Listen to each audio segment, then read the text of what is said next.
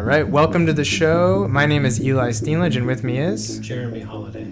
And we are back from a small break with season 2 of Extra Textual. Season 2. So we're switching things up a little bit, so we want to just kind of give you a little preview, get you excited about what we're going to be doing in this new iteration of our show.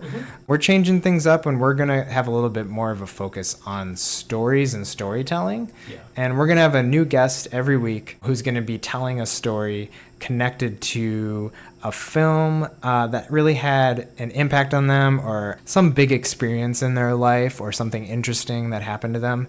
There's a lot of different connections. We're leaving it pretty open to the guest, and we're also going to tell some stories along the way and try to connect in some way to the film of our guest or their stories that they're telling. And having already done a couple of the interviews, we found that for a lot of these folks, they'll tell a story, and the movie will be this like central part of a larger moment in their life, or a transformation, or coming to terms with something, and that's part of what we'll explore. You'll hear a guest tell a story that's relevant to their lives, and then you'll hear Eli and I tell a story, usually in a similar vein, about things in our lives. Yeah. And if you have listened to our show before, I mentioned in our sort of intro explaining the show that we also wanted the films we talk about in our conversations to relate to our own lives, like learning something about our own lives. And I think that is always involved in when we're talking about art or media, these things that we enjoy, even if they're entertaining, that we also sort of learn something about who we are as well. And we wanted to give you just real quick a few examples of what we're kind of talking about with story and related to film, and why we're kind of combining those two things together. So I have a question for you, Eli. Yeah. What is your favorite movie about movies? Good question. I think I'm always kind of like the meta guy. Yeah. So I look at adaptation. The Nicolas Cage film when he was doing some good Nicolas Cage. Nicolas Cage and Nicolas Cage playing characters? Yes. If you really want to get me into the meta-ness, I won't. Please. But they were both nominated for Academy Award, by the way, as brothers. But anyways, the reason I sort of think about that film when we're talking about movies is the relationship of the way it breaks down storytelling itself. And especially connected to film storytelling. If you remember, his character wants to be a screenwriter and take it seriously, and he's really trying to break the mold of what we would say like is the 3-act structure, right? Kind of just like the beginning, middle, and end. There's some sort of thing that stands in the protagonist's way in the middle, and then there's some climax and conclusion to that, right? And he's like, that's not the way life works. Life is messy. It doesn't fit into this nice box. And then we see as the film progresses, things do start to sort of unfold in that way. Again, in the sort of meta story of his own experiences, and extraordinary things happen that you'd be like, that only would happen in like, a film. That's not like real life. And so I think to me that sort of speaks to, sometimes we might even watch popular entertainment like blockbuster films, and we think, these are very cliched ideas, or rom-coms, like what's going to happen, the structure. I just want to make sure, I do not like that abbreviation rom-com. I think that's totally fine. Romantic comedies. That is what they are. Okay. Romantic comedies that I've found in my own life, that as I've fallen in love in my life, that I do actually relate to these cliches. Like however much I don't want them to. Made, right? Yeah. However much I don't want them to, in some ways they do. And so I think we can find a lot of connection. And at certain times, I think we'll talk about deeper films than those. But for me, that's sort of the interesting part. And also, I don't know anybody who doesn't like movies to a degree. Like, I understand everybody doesn't go to the theater very often, or want to watch a movie every night like I want to do. But I still think everybody, if you ask them, will have some great experience with a film. that they've connected with in some way, or the characters. Yeah. So. I think, going back to themes that I bring up all the time in season 1, I think there is a perennial value of a human being listening to another human being tell a story about somebody that wants something very badly and is unable to get it, and eventually goes through like trials and tribulations to get that thing. That is, I'm pretty sure.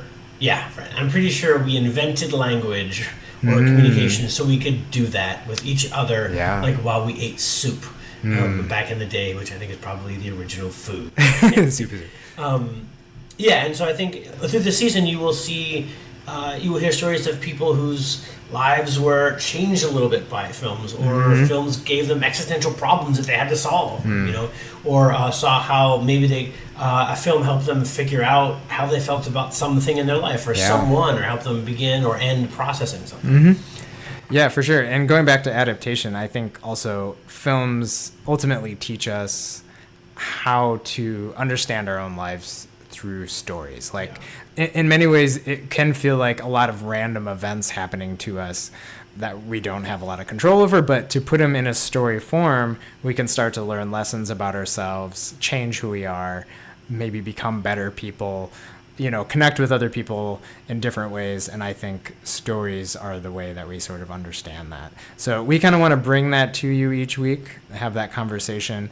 And the way it relates to our podcast title, Extra Textual, is that we're still going beyond sort of the film itself to look at, what's sort of circling the film. Yeah. There are personal stories, even from the people that are watching them and experience. And everybody has a little bit different experiences. So we want to carry that through and continue having those conversations. Yeah. Telling those stories. Yeah. My favorite film about films, Eli, is Hugo. Did you want me to ask? Well, no, I was just going to tell you. Oh, okay. And one of the reasons I like it is partially because it focuses on really, really early cinema. I tend not to like films that are about like the golden age of like American cinema, which is something that I have almost no connection with. But I find that like I think that all filmmakers have some connection to the Lumiere brothers, and some connection to those early films of horses running, and for those early science fiction films, like the one that goes to the moon, and like in early like dramatization of Jules Verne ideas. And what I liked most about Hugo and why I picked that film is because George Méliès's character describes films as like existing in the realm of dreams. Like it is the first time that you can make fantastical images of people moving through space in the way that feels like it interacts with sort of the space in which dreams exist. And I just sort of wholeheartedly agree with that. I want to like qualify it. I don't believe it, in the same wishy-washy kind of way. Right. But I think that there are moments, probably for most of us, watching a film that sort of just transfixes you, and it just bypasses all of the intervening things, someone has an idea they're trying to convey. It exists in the realm of emotion and not necessarily rational thought, and it goes right into your brain. You're able to see that message, you're able to feel that message, and you're able to share an experience that someone has helped creating for you through characters and visual images and sound. And I think that's what makes it sort of a little more unique than just the act of storytelling. Because it is still, of course, the act of storytelling, but it allows more tools to help invoke a response or connection in the audience that reads it. And what I like about Hugo, too, is that I think that film reminded people of those early days of film. And this is a pretty young art form, and that there had to be a language that was created. And I think, those early filmmakers that they talk about were, exploring that language and how to tell good stories in that. And I think what we want to do is to be able to use language to kind of tell these stories and draw on film language, but also to talk in, oral language to be able to bring those stories to life, why they're important to us as well. So we will have discussions like this and stories from people coming up in season 2, so stay tuned. Yeah, we hope you keep listening and let us know what you like and maybe tell us some stories as well.